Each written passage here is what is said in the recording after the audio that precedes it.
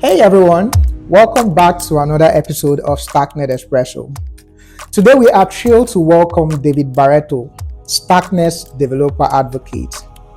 David has been instrumental in bridging the gap between developers and the Starknet ecosystem, offering support, education, and insights to help both new and seasoned developers thrive. We're excited to hear his thoughts on the future of Starknet, the challenges that developers face, and of course, the exciting updates on the horizon.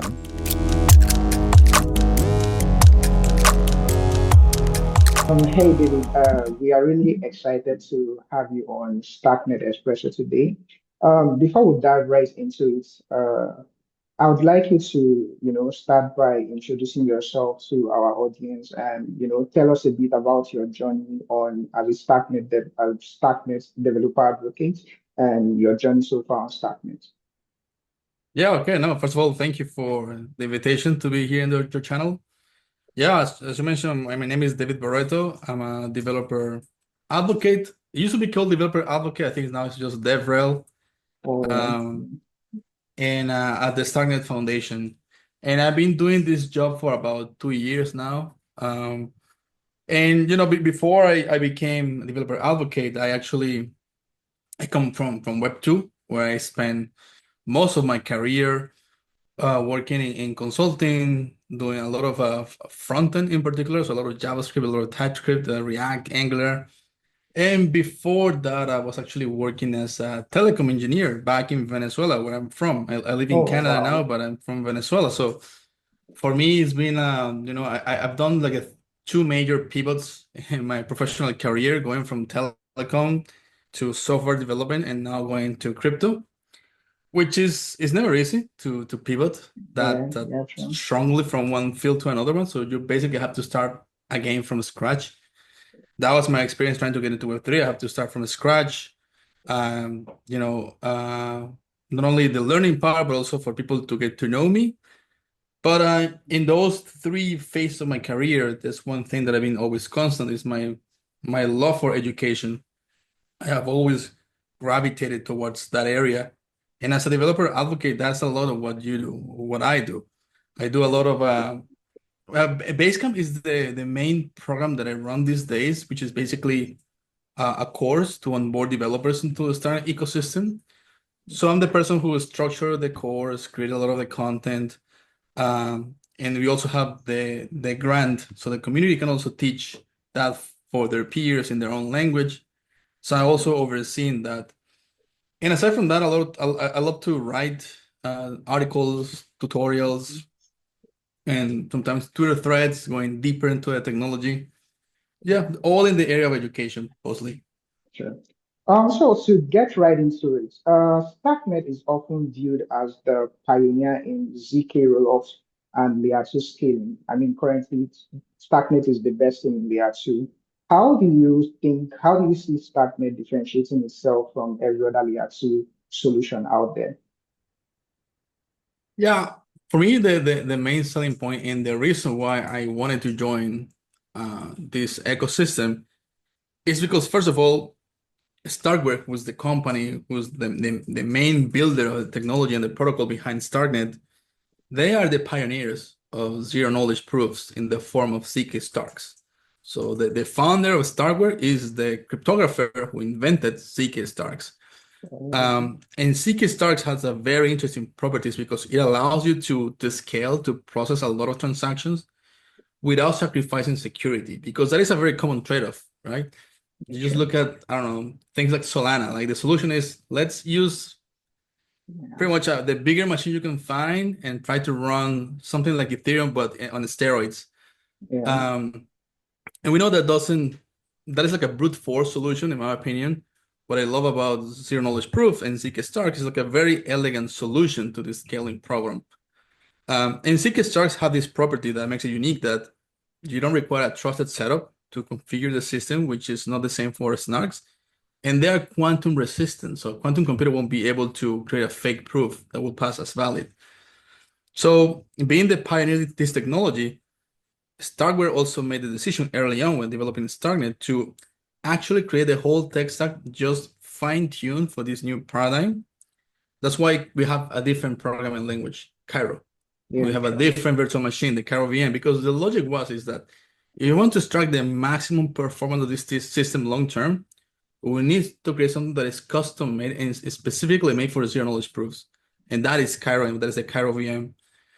Of course, that's a sacrifice compatibility with Solidity smart contracts, That's true. but in the long-term vision that we're now seeing become to reality is what would allow us to go further than any other layer two, because we're not shackled by this need to be compatible with a system that was built before zero knowledge proofs were even a thing. Yeah, true, true, true. So this is good too. One of the things I also wanted to ask you is the Starknet has been with every I think with all you explain now, it explains why people are rushing into developers more likely are rushing into Starknet, especially here in Nigeria. We had a lot of people, developers, migrating to Starknet because of the potential it holds. One of the things that I find fascinating how you're going to handle is um, what are the challenges that this new developers face coming to Starknet and building for the first time? And how are you addressing this problem if there's any? Well, the main challenge that, I mean, if you're coming from Web3, you're most likely know Solidity. You're most likely familiar with the tooling used for developing Solidity smart contracts.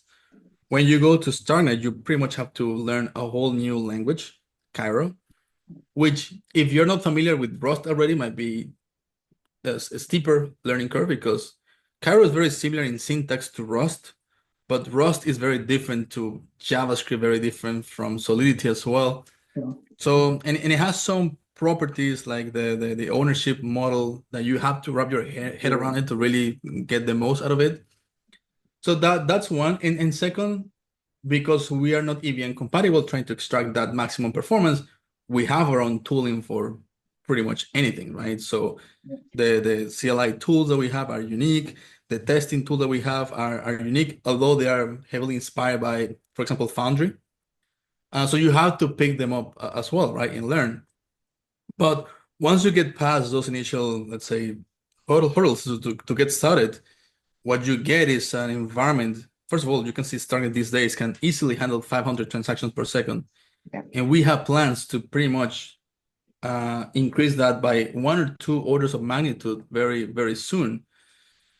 And so that would allow you to create systems on Starknet that wouldn't be possible in any other layer two, for example. And the language, because it's based on meta programming, it has this power that is very flexible. And an example of that is Dojo. Dojo is like a plugin on top of Cairo that is specifically made for on-chain games, genuinely. right? So Cairo allows for these kind of let's say customizations for specific purposes, and we see how popular Dojo has become Yeah, for true. on-chain games. Yeah, sure. Like just to allude to what you said, when I got into Starknet, that was last year. We had just finished Solidity programming on Web3 Bridge, and then we got introduced to Starknet. Initially, I mean, getting to write Cairo because I wrote my first programming that was in 2022 JavaScript, and for me to get into Solidity and then get rushed into Cairo immediately. It was a bit, what would you say? It was a bit complex for me at the time. But one thing I can say for Mhm. sure is over time, between last year and this year, there's been significant improvement, especially on Cairo syntax. It's a lot easier Yeah. now. It's a lot easy to grasp now. Just to allude to what you're saying, it was complex at the beginning, but as time progressed, it became a lot more easy. And I'm sure people that are coming in now will find it a lot more easier than when we joined Starknet a couple of Yeah, months that's ago. true. Like things have changed a lot in the last year even. Have you ever True. used Cairo Zero? I wasn't, I could never have used it. Oh, okay, good for you. Good for you. That's the old version of Cairo. So back then it was even harder to learn. So luckily the language has been evolving and improving a lot. So now it's a perfect time to pick it up, really. One thing that it was funny how happy people were, all of us were, when loops were introduced for the first time in Cairo. And Yeah, anyone who's the developer, like, what is the big deal? Like, I mean, any language has loops. But anyone who's following zero knowledge proof, they will know how difficult it is to have loops Yeah, of exactly. when you don't know how many times it's going to iterate. Yeah, exactly. So Exactly. it was a big deal to have that. And of course, we are getting to the point that you can compare Cairo to any top programming language. It has all the things that you need. But all of that is working on zero knowledge proofs, which is very unique. Yeah, yeah. I mean, I can say that as far as career is concerned, I mean, because I don't have much to compare it. I've only seen JavaScript. I've done a little bit of Python, and then Solidity. As far as Web3 ecosystem is concerned, it's just Solidity and Cairo, and I'm more comfortable writing Cairo now than I was writing Solidity a couple of months ago. So that goes to the improvement that the ecosystem implementing in general, to say. That's Yeah. great to hear. Yeah. So one I other haven't thing, touched Solidity in a very long time, so I don't know what's the state of uh, affairs there. I would say the same for myself. I don't think I've touched Solidity in the last 4 months. It's just been Cairo. Yeah. Yeah, yeah. So one other thing, but how is the community growing? How do you, with everything that is happening now, how has the community grown so far? So one thing that I'm very proud of is that the growth of the community is very organic. We don't invest a big amount of money in, promotion or gimmicks like giving people like points or at this point promises of, like airdrop or money or anything. It's just come because it's a cool technology. It's something you can bet your career on long term because there's a lot of potential. Not only not only just in the blockchain side, you can use Caro outside of the blockchain as well. And it has a whole different area that you can specialize as well. So that growth of people who love the language, love that you can build, the fact that you can only build certain things on a Starknet, for example, these on-chain games are hard to replicate on any of the chain, especially because Starknet is so cheap as well. So it makes it possible to have, very frequent interactions with the blockchain. Um, and now the program that I oversee, Basecamp, for example, right, that is basically training developers. I can see there's an explosion of people who want to organize, how many people graduate. And then I see those graduates going to hackathons, to hacker houses, and I see them grow because then we have support to give them seed grants. So people who have interesting projects that have been, they have some kind of POC already working, they can apply for a seed grant. So we support them to, like 25K to grow their idea. People who take that POC into, let's say, something in mainnet that already has a few users, we have more grants to keep them working, at a bigger scale. Yeah. But that organic growth, what helps is that even during the downturn of the market, of a bear market, the Yeah. Starknet is one of the few ecosystems that keeps growing the developer base. Yeah, yeah, I believe, and I think one of the reasons for that, like especially alluding to airdrops, it was basically people that were building and contributing to the ecosystem that got so much of it, and that says to why even during the bear market we were still building. It wasn't about nothing. It was just the excitement of having to create something unique in the Starknet ecosystem. So that's Hmm. that's that's something massive that Starknet has done very, very, very well. One other thing is, I'm looking at I had one developer come on the show, and she talks so much, speaks so highly of how the barrier of entry into Starknet ecosystem is very low for, especially for newcomers. Like, what are the tools that are crucial for you to, lowering these barriers of entry? Because it's really a massive thing, especially for people like me that had little or no experience coming into this ecosystem. It was pretty much easy for us to come in, and with the support we had, it was easy for us to excel in the ecosystem. What's crucial? What tools are you implementing to make this barrier of the entry low to the degree that it is now? Yeah, I mean, for newcomers, how do we make it easier for them to Yeah, join? I mean, it depends if you're joining as a builder or if you're joining as a user. Let's say from the builder side, the reason that we have Basecamp is to create a place where you have a structured content and you go in, you know nothing about starting, and at the end, you know at least enough to start building things. And after that, we have another program called Build Camp, where you go, okay, you have the skills, now put it into practice and build something with the support of a mentor. And then like we are creating a whole like pipeline for taking a developer who's just curious about starting it into go to a hacker house, build a cool project, and potentially get funding from VCs at that point, right? So it's like a multiple stages.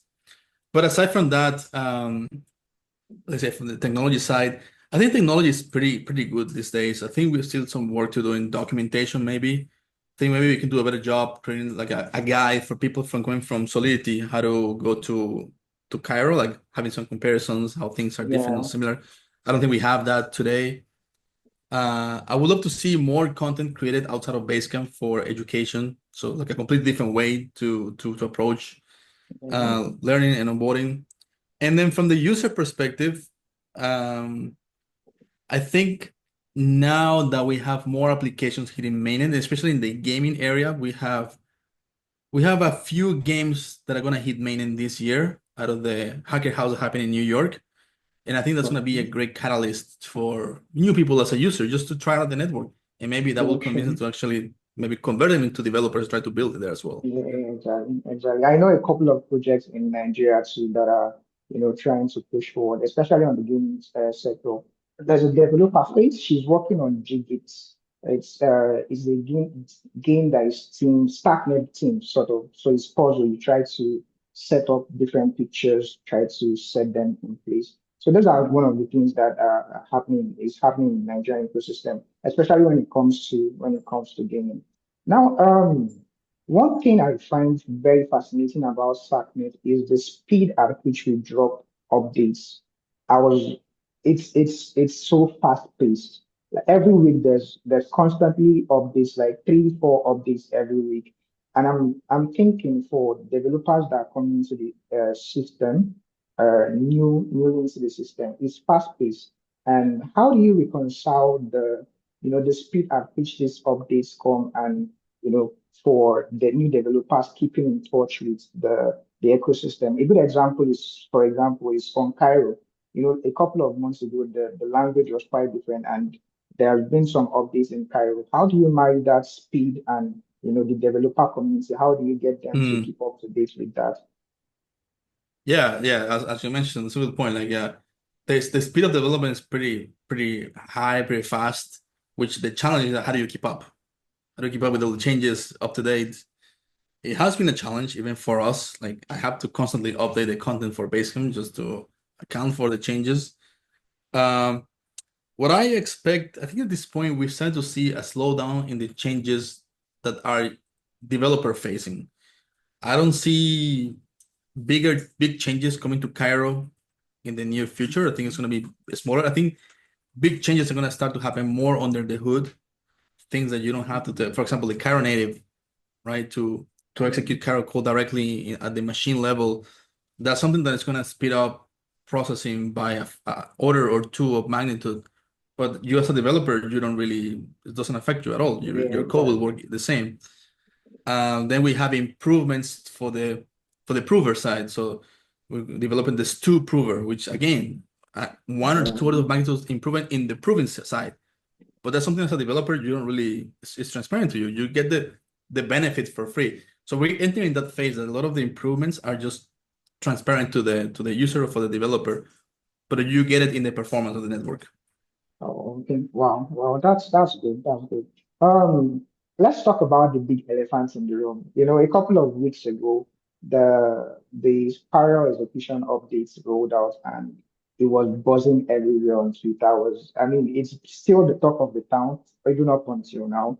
I think the latest TPS was 503, and that's Mm. something massive for the ecosystem. How do you see that? What would you say? Uh, Affecting the user end and both the developer end of the ecosystem? How does it impact the community at large? Yeah, like those changes were big, right? Like handling 500 TPS on Massive. mainnet and no issues at all. Like you didn't see a massive spike in price or anything. Everything just worked, Mhm.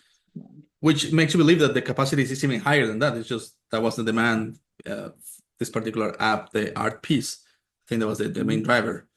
Um, what that unlocks is though there's a whole new category of thing that you can build now that can scale if you need to. Like right now, on-chain gaming is still a niche in the gaming community, but I totally believe that it's gonna become the thing in crypto. And when that happens, you really need to have a system that is ready to handle a much bigger load that we have right Okay. now.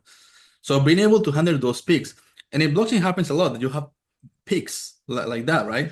Sure. And we saw it in back in the day with CryptoKitties and Ethereum, that when that peak happened, Mm. the network pretty much Yeah, almost like exactly. collapsed, like it slowed down to a point that no one could use it. So we're trying to build a system that has so much excess capacity that when those peaks happen, the network will be able to handle it. And we have a long pipeline of things that we want to improve on performance, but also on decentralization. But Mm. yeah, basically that unlocks new use cases. For example, and we're not even talking about layer threes or ZK threads. Mm. Uh, I think that the goal for me in gaming is that one day we can run first-person shooters on a Oh, blockchain, right? That will be like the wow. gold standard. Yeah, yeah. That's massive. I mean, it's interesting and exciting times ahead, I would say. Okay, so one other thing I've been looking at is, it's difficult to marry these two aspects together. When we talk about decentralization and we talk about the sequencers, a lot of people would argue that the sequencer is not decentralized. What do you say to those people? But they're right. It is not decentralized. We have a single sequencer, and that's the next big work coming up after we finish, for example, Cairo Native and we deliver S2. Although that work happening in parallel, it's not like it's blocked by other work. It's just the Yeah. main focus is going to happen, I think, in 2025. And we have already an idea of the architecture, how it will look like. And it will be interesting because they will make use of zero knowledge proof as well for decentralization, which will be also very unique. It will be a mix of that with something like Tendermint for consensus as well. So that's going to happen. The main benefit, I think, is that when you go to a system like Starknet, which is a rollup, a layer two, you want decentralization not for security because security is provided by Ethereum itself, thanks to the Yeah. validity proof. Yeah. You want decentralization is for censorship resistant and for reliability as well to a degree, right? Yeah. Which means that you can achieve uh, let's say a reasonable level of censorship resistant, with fewer nodes than what you would require otherwise for security, right? Sure. Ethereum needs tens of thousands of computers because security is important, Very, is very very fast. valuable. But to be censorship resistant, you can achieve that maybe in hundreds, 200, 300, I don't know, pick a Yeah, number. It's true. not going to be the same number as Ethereum nodes for True. security. Yeah. Um, yeah, I think some of the work and designs have already been published on the Starknet forum if you want to take a look how it looks like. Okay. But yeah, next year will be the big push for that area. Oh, okay. So we are looking ahead to next year to see what that brings forward here. Um, just before you mentioned the L3s, and I know I've been looking into Kakarot. I think Kakarot is one of the sites that are looking into the L3 too. Um, what is the biggest? Where do you see the biggest opportunity in Starknet ecosystem? The L3s, I know the gaming, the on-chain gaming is there, but going forward, where do you see the biggest opportunities on Starknet? Yeah, I think Kakaro is a very good example of what you can achieve with a layer three. Kakaro is basically you can deploy a Solidity smart contracts to Starknet in a way that you can interact with any other smart contract on the Starknet, but using all the tooling that Solidity provides for the EVM. And also has the benefit that you can very easily adapt to changes in the EVM because at the end it's just a smart contract between Cairo just transpiling bytecode from the EVM to the Cairo VM. You can do the same with any other virtual machine, maybe the Solana virtual machine or any other that appears. You can put it on top. Then in the case of gaming, if you combine layer threes with the idea of ZK threads, then you can have massive performance closer and closer to the player. I mean, I think we're gonna get closer to the prover to be running in your computer while you play. Oh, wow. And Wow. then you submit the proof on an ongoing basis.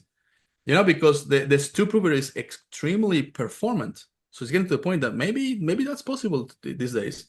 So there's going to be a lot of experimentation there to see what that's going to unlock as well. And Cartridge is working on that area very, very strongly, especially in the area of ephemeral layer threes. That just for a game session with you and your friends, you have a layer three, and when that's over, all what happens gets settled on a Starknet. Mm, So yeah, you only pay like once for a transaction, something like that. sure. Yeah. Yeah, but it was great. I mean, I look at these things and I get more excited by the day when I see the developments that are going on Starknet currently. I mean, some will say the sky is the limit, but I think it's just the starting point as far as the ecosystem is concerned. Um, Before we wrap up, what excites you most about the features and development that is going on? What would you say are you most excited?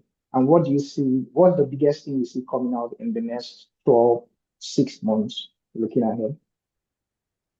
Yeah, no, as I mentioned before, the next biggest thing coming up is Cairo native.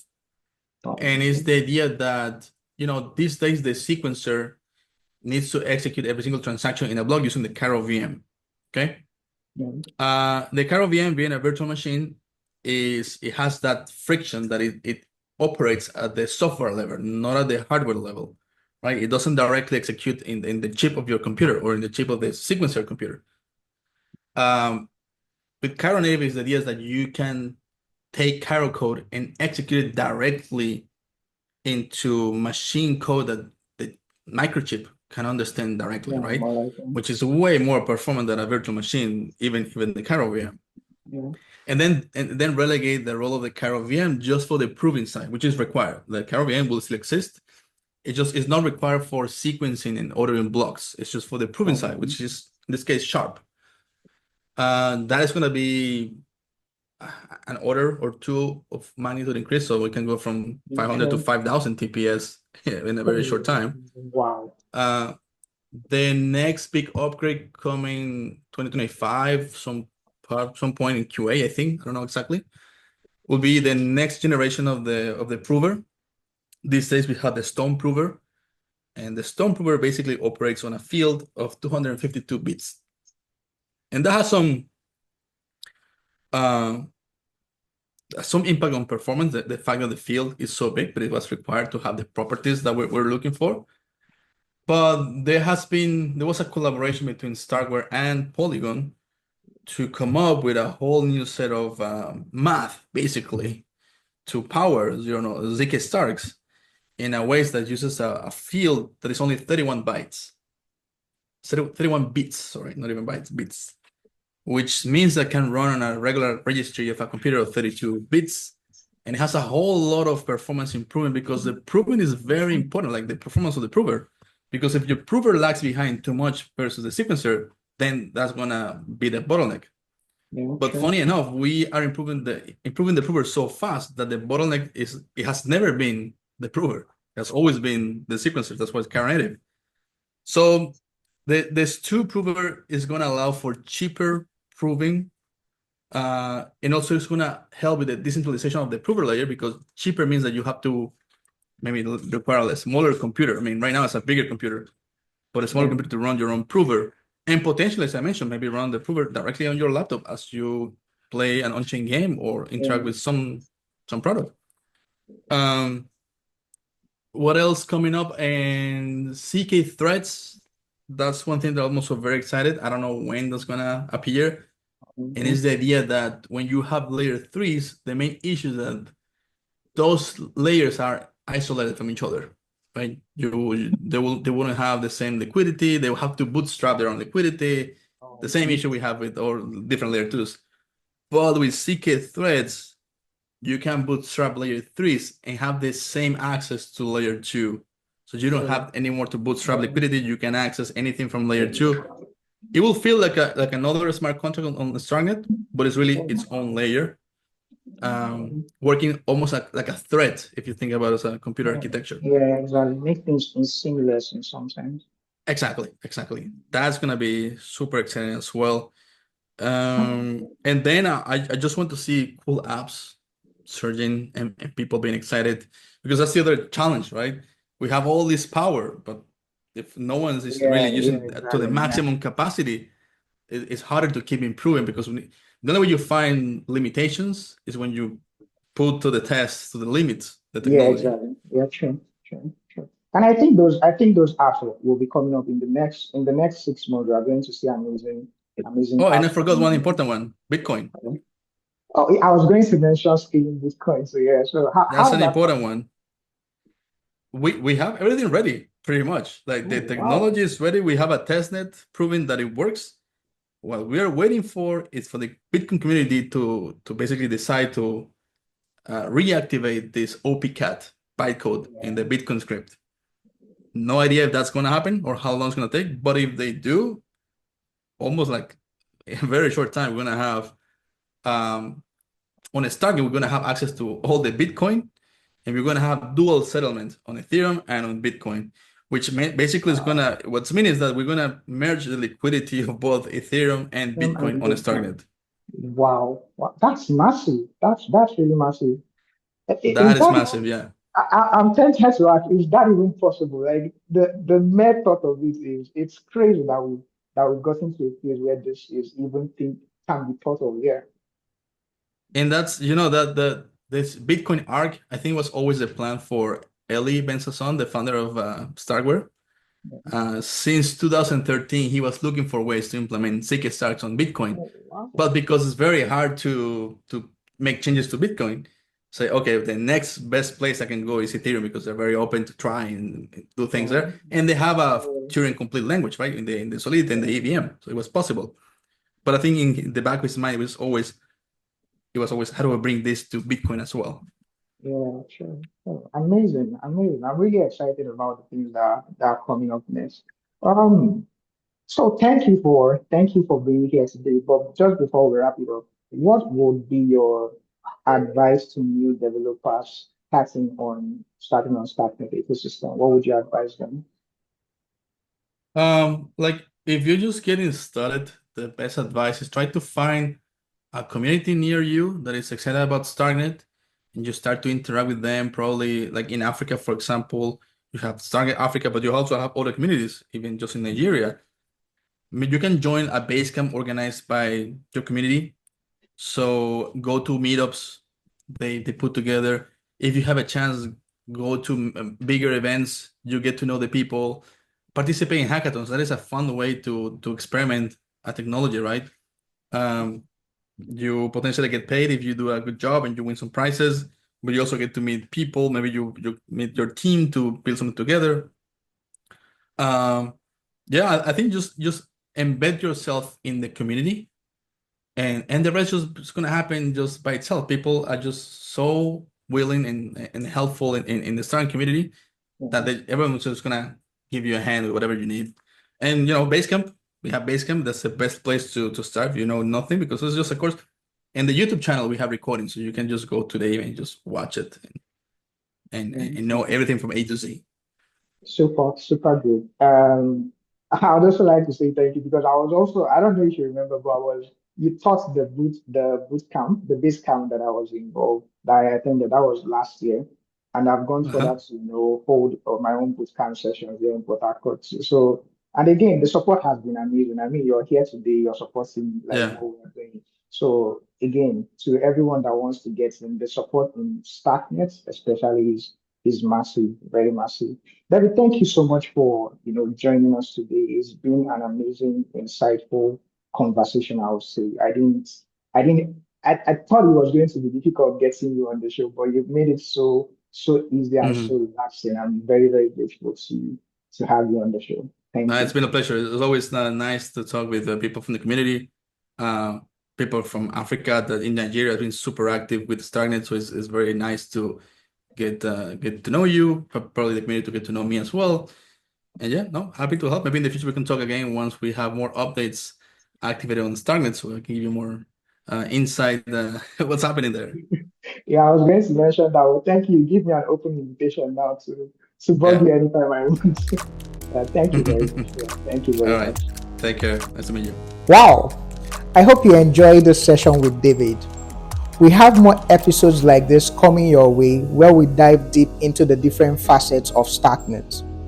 Until then, don't forget to like, subscribe, and hit the notification bell so you don't miss out on future episodes like this. Thanks for watching. See you on the next one.